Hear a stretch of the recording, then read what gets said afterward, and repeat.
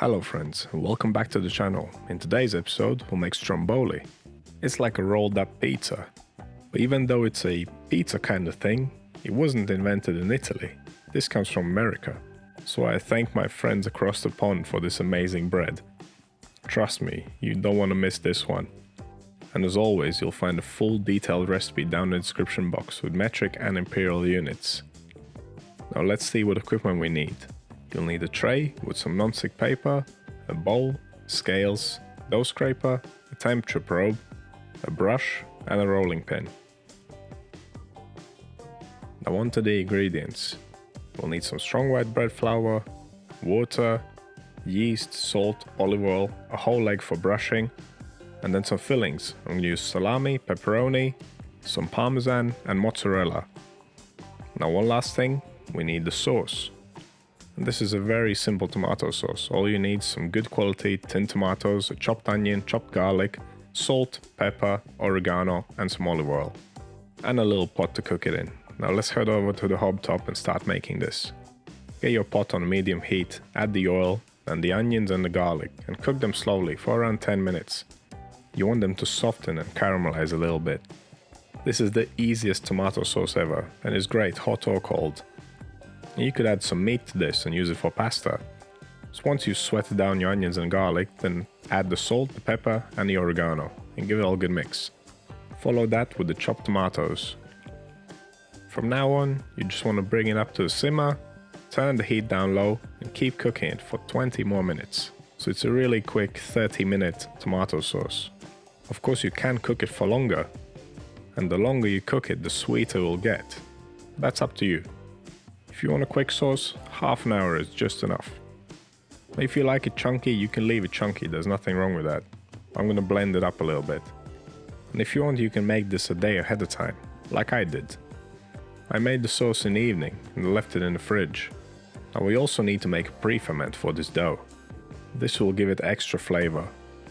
And it's very simple. All a preferment is a portion of the total flour that's been fermented ahead of time before being added to the final dough. So we'll take part of the total water, add a little pinch of yeast and part of the total flour. Give it all a good mix until there's no more dry flour left, then we'll cover it up and we'll leave it to ferment overnight. And this kind of pre-ferment is called a biga. It's a stiff pre-ferment. And just cover it up. I'm going to leave it in a jar just to show you how it's rising. But you don't have to use a jar. It's not really practical. So I've got my sauce done, I've got my pre-ferment done. I'm going to bed. This will take around 10 to 12 hours to rise. You want it to triple in size. And look at that, it's puffed up beautifully. Just make sure you use a tiny pinch of yeast. You don't really need too much.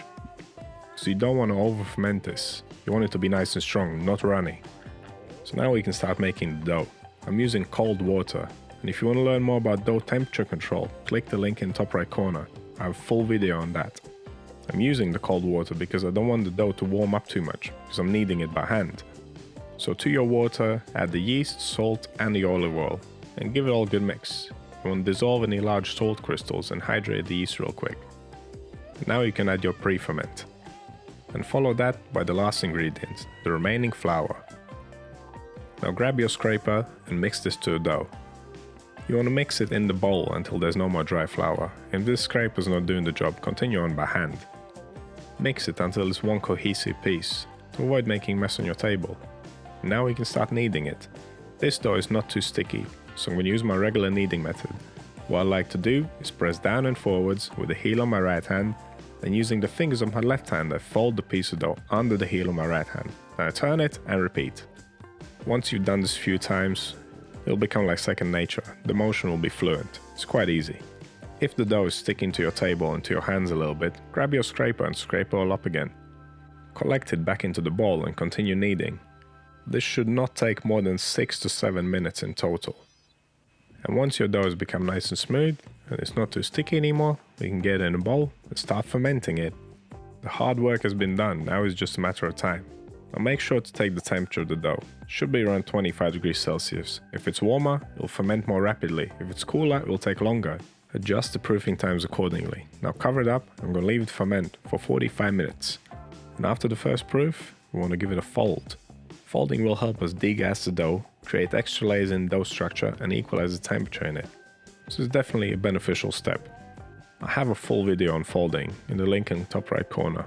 But to perform a fold on this dough, dust it lightly with flour, release it from your bowl using your scraper, place it on your table smooth side down, flatten it out a bit, then fold the edge over the middle going around a circle until you reach the point where you started. You can flip it smooth side up again, tighten it against the table, then pick it up, pinch the seam together at the bottom, and back in the bowl it goes. That's your fold, simple as that. And after the fold you want to cover it up and leave it to ferment for 45 more minutes. The dough should really start puffing up during this time. If it's not, leave it to ferment for longer. If it's puffing up too quickly, react and cut this time short. But this looks about right to me. It's definitely double in size since we began. Now we can start rolling it out. Dust your dough with flour, quite generously, then release it from the bowl using your scraper and place it out on the table, smooth side down. Whenever I have to roll the dough out, I usually like to start by hand. So first, dust it with flour, dust your hands and just press it out into a general shape, and only then continue on with the rolling pin. You want to roll it to a large rectangle, then make sure the long side is facing you. I'm going to grab the egg and brush the whole surface with it. This should help with keeping the layers from separating. Now just cover it up with the toppings, generously. Leave a bit of an edge at the top. Now sprinkle the cheese all over. And then finish with half of the parmesan. We're going to use the rest to top the dough. Now make sure everything's spread out nice and evenly. And then we can start rolling. So what you want to do is fold the two sides up. This should prevent it from leaking too much. And after folding the sides, start rolling from the bottom up. And don't rush this. Do it gradually. It is not a race. It's better to take your time than mess it up. Try to make it as even as you can, and roll it tight. But don't force it because you don't want to tear the dough. Once you get to the top, seal it up. Pull the loose piece of dough over the loaf. It should stick to it, but if it doesn't, use a little bit of water. Just brush the loaf and then stick it. And then you can pinch the seam together, just to tidy it up a little bit. Okay, we're ready for the final proof. Get your tray with some non-stick paper. Make sure that it's big enough. I had to lay this on diagonally. Place your stromboli on the tray, seam side pointing down. One thing to note is that my cheese and my salami and pepperoni was at room temperature. You don't want them to be cold from the fridge, otherwise they're going to slow down the fermentation. So this should take around an hour and a half, and you want it to be visibly puffed up. If it's not, you leave it for longer.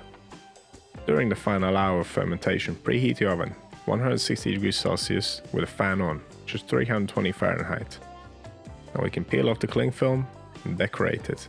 I want to give it a nice glaze, so what I'm going to do is brush with the egg all over, leave it to dry out for 5 minutes and then brush it again. It's like double glaze. And then sprinkle it with the remaining parmesan. You can also add a little bit of oregano, just for the visual effect. I think normally they don't do this for stromboli, but I like the way it looks like this. After sprinkling on the fillings, just press them in lightly using the palm of your hand, just to make them stick real well. Now pop this bad boy in the oven. It will take around 45 to 50 minutes. And if you are unsure of the doneness of your loaf, take its temperature. If the inside temperature reads more than 94 degrees Celsius, which is 200 Fahrenheit, it's ready. But that's my take on the stromboli. It's damn delicious. Just make sure you let this cool down for at least 20 minutes before eating it, otherwise it'll burn your face off. Then slice it up and serve it alongside with the tomato sauce that we made. And as always, if you have any questions or suggestions, drop them down in comments. Subscribe for more videos. Thank you for watching, and I'll see you in the next one.